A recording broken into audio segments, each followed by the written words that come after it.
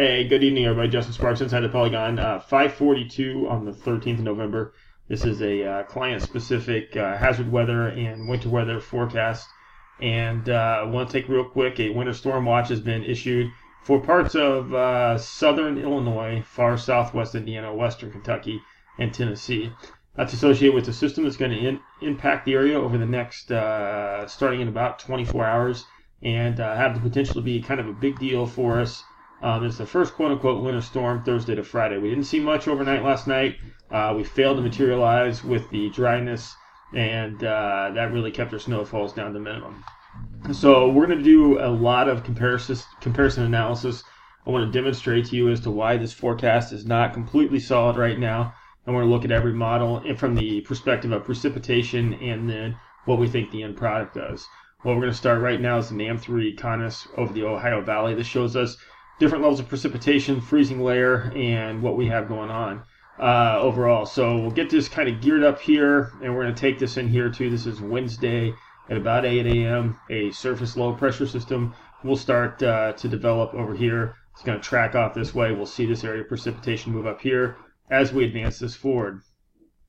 So as of the NAM's viewpoint, it looks like by Thursday, so 3Z translates to 11 p.m. on Wednesday. Area of precipitation, mixed precipitation. If you can hear the background noise, that's my German Shepherd. She's currently trying to shake my hand and try to get me to pet her. I apologize for that, and she's vacated the area. What we're going to see here, snow, rain, mixed precipitation, and ice. All going to be a factor, and that's going to be the really hardest thing for us to look at. We see here again, 11 p.m. The low is tracked off to northeast Missouri. Check Arkansas, and it's going to continue to track off to the east. Where we end up on this, just like the other night with the low pressure system, anything on the left side of the low, winds are going to wrap in this direction. Anything on the left side of the low is going to come in the form of either snow or mixed precipitation. So that basically moves things through us through Friday at 0 or late Thursday night. There's obviously more to the story. We come back over here and look at the NAM, same model we looked at before. Again, this takes us only until late Thursday night, so probably some more stuff going on here. And that shows an area of basically snowfall, 2 inches. We'll go 1.7 Howard County, 1.1 Hamilton County, 1.9 Marion County. Further to the southwest, Vigo County, Rockville, Indiana. You're up in those 4s and 5s according to this model. Don't hold quite short on that as the gospel. We talked about yesterday, put out some information on dry air. This is the water column, or precipitatable water. That's what's overhead from us. This goes from a scale down here from basically 0 up to 3.5. Yesterday we operated in that 0.4 and below. We got very negative results. We'll start this Thursday at 0Z or again Wednesday night. We'll track this far. The important part is you'll see this low basically get going here and transition off here. With that, we're going to pull moisture in. So we're going to have basically water table columns around 1 inch over the area for a period of time. And if we move that forward, it's not going to be a long period of time, but it's going to be a period of time. This is 60 hours out. So into Thursday night and Friday, we're going to have precipitatable water values. They're going to be much higher than they were. Not much higher, but higher than they were. So I think the likelihood of impact is a little bit higher than we were at yesterday. NAM3 CONUS again. This is looking at freezing rain. Again, it's going to be, I think the freezing rain area is going to be more to the southwest Indiana. However, you can track up here 0. So we got 4/100ths of an inch in Kokomo, 1/10 of an inch, basically Hamilton County, 0.7 so 7/100ths of an inch. So some area in central Indiana is going to get some icing associated with this. We'll flip this over here and look at the GFS, a different model. It's a global forecasting system, kind of a wider angle model. So this has us at Thursday at 6Z or 2 o'clock in the morning. Area of mixed precipitation, we'll just track this forward. And time shows that actually elevating higher, snow again staying to the left, rain staying again to the right, and before turning into an all-snow event by Thursday at 18Z, which is 6 p.m. or 2 p.m. for us. So snow is going to stick around, and then potentially another mixing period on the GFS. GFS is a longer term, which means it's less resolution, so a little less reliable when we get in the short term, but we're fact checking things. The 10-to-1 ratio of light fluffy snow. GFS brings us in anywhere from 5 to 3.6 inches of snow.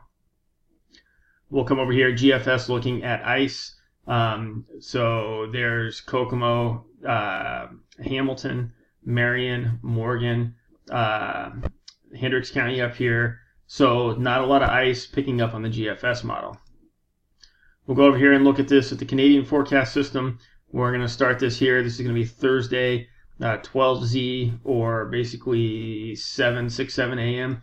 Area of ice is much less pronounced on the Canadian forecast system, and it moves off a much less of a system for us there.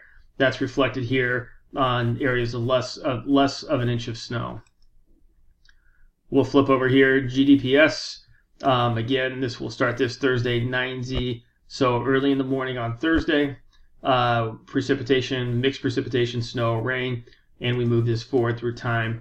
This has a much wider area of mixed precipitation and then minimal snow as it moves off here. We pick this up by basically late in the night Thursday. This has us in an all-snow event for at least 4 hours, and then we look at the totals associated with that, and it's much higher totals, 4 to 5, Vigo County, Rockville, 3 to 4 inches, Central Indiana, 4 inches.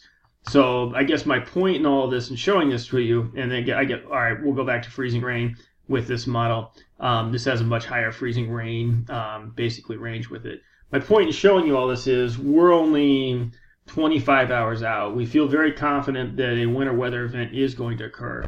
The environmental forecasting is much better than we had for last night. However, the models still aren't aligned, and we're going to have to wait until we get into some of the more higher resolution modeling, which is going to be basically late tonight and forward, to be able to really dial this in. This is the Weather Prediction Center's snowfall total for 72 hours.